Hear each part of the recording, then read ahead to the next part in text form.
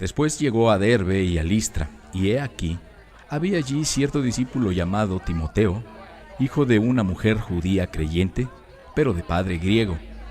Y daban buen testimonio de él los hermanos que estaban en Listra y en Iconio.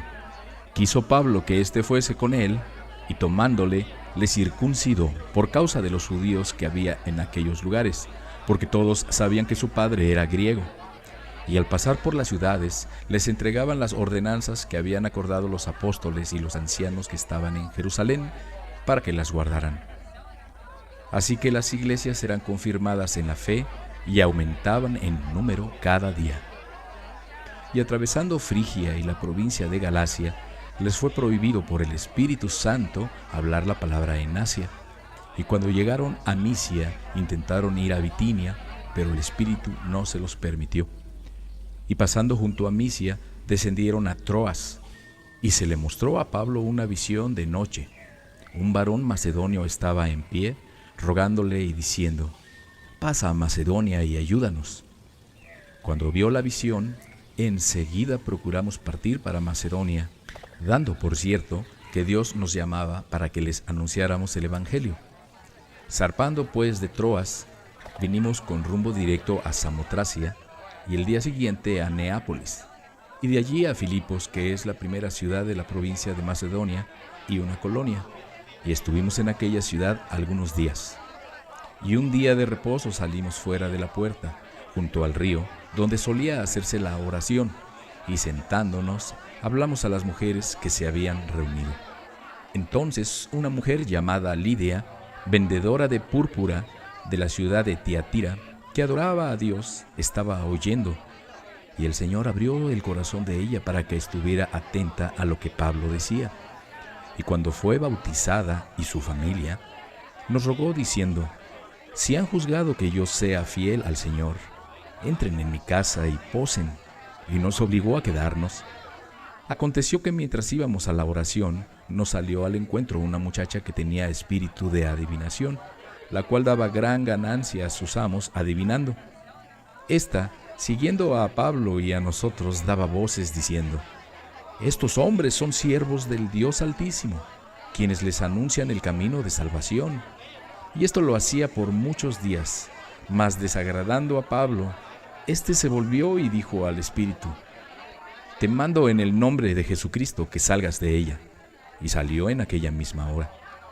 Pero viendo sus amos que había salido la esperanza de su ganancia, prendieron a Pablo y a Silas y los trajeron al foro ante las autoridades. Y presentándolos a los magistrados, dijeron: «Estos hombres, siendo judíos, alborotan nuestra ciudad y enseñan costumbres que no nos es lícito recibir ni hacer, pues somos romanos». Y se agolpó el pueblo contra ellos, y los magistrados, rasgándoles las ropas, ordenaron azotarles con varas. Después de haberles azotado mucho, los echaron en la cárcel, mandando al carcelero que los guardara con seguridad, el cual, recibido este mandato, los metió en el calabozo de más adentro y les aseguró los pies en el cepo.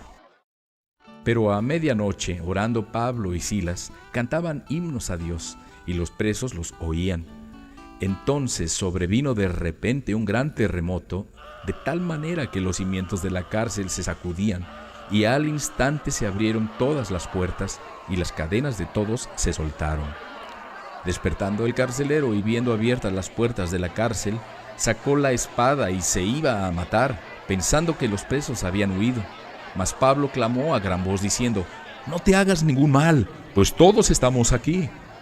Él entonces, pidiendo luz, se precipitó adentro y temblando se postró a los pies de Pablo y de Silas, y sacándolos les dijo: «Señores, ¿qué debo hacer para ser salvo?». Ellos dijeron: «Cree en el Señor Jesucristo y serás salvo tú y tu casa». Y le hablaron la palabra del Señor a él y a todos los que estaban en su casa. Y él, tomándolos en aquella misma hora de la noche, les lavó las heridas, y enseguida se bautizó él con todos los suyos. Y llevándolos a su casa, les puso la mesa y se regocijó con toda su casa de haber creído a Dios. Cuando fue de día, los magistrados enviaron alguaciles a decir: «Suelta a aquellos hombres». Y el carcelero hizo saber estas palabras a Pablo, Los magistrados han mandado a decir que se les suelte, así que ahora salgan y márchense en paz.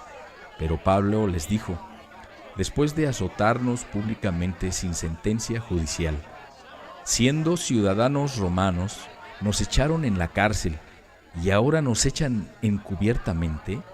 No, por cierto, sino vengan ellos mismos a sacarnos.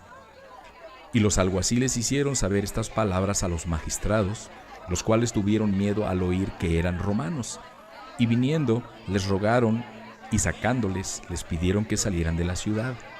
Entonces, saliendo de la cárcel, entraron en casa de Lidia, y habiendo visto a los hermanos, los consolaron y se fueron. Pasando por Anfípolis y Apolonia, llegaron a Tesalónica, donde había una sinagoga de los judíos, y Pablo, como acostumbraba, fue a ellos, y por 3 días de reposo discutió con ellos, declarando y exponiendo por medio de las Escrituras que era necesario que el Cristo padeciera y resucitara de los muertos, y que Jesús, a quien yo les anuncio, decía él, es el Cristo. Y algunos de ellos creyeron y se juntaron con Pablo y con Silas, y de los griegos piadosos gran número, y mujeres nobles no pocas.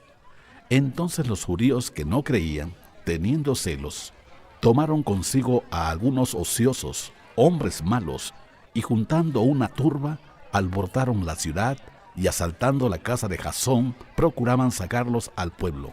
Pero no hallándolos, trajeron a Jasón y a algunos hermanos ante las autoridades de la ciudad, gritando: estos que trastornan el mundo entero, también han venido acá, a los cuales Jasón ha recibido, y todos estos contravienen los decretos de César, diciendo que hay otro rey, Jesús. Y alborotaron al pueblo y a las autoridades de la ciudad oyendo estas cosas. Pero obtenida fianza de Jasón y de los demás, lo soltaron. Inmediatamente los hermanos enviaron de noche a Pablo y a Silas hasta Berea, y ellos, habiendo llegado, entraron en la sinagoga de los judíos, y estos eran más nobles que los que estaban en Tesalónica, pues recibieron la palabra con toda solicitud, escudriñando cada día las Escrituras para ver si estas cosas eran así. Así que creyeron muchos de ellos, y mujeres griegas de distinción, y no pocos hombres. Cuando los judíos de Tesalónica supieron que también en Berea era anunciada la palabra de Dios por Pablo, fueron allá y también alborotaron a las multitudes. Pero inmediatamente los hermanos enviaron a Pablo para que fuera hacia el mar, y Silas y Timoteo se quedaron allí. Y los que se habían encargado de conducir a Pablo le llevaron a Atenas, y habiendo recibido orden para Silas y Timoteo de que vinieran a él lo más pronto que pudieran, salieron. Mientras Pablo los esperaba en Atenas, su espíritu se enardecía viendo la ciudad entregada a la idolatría.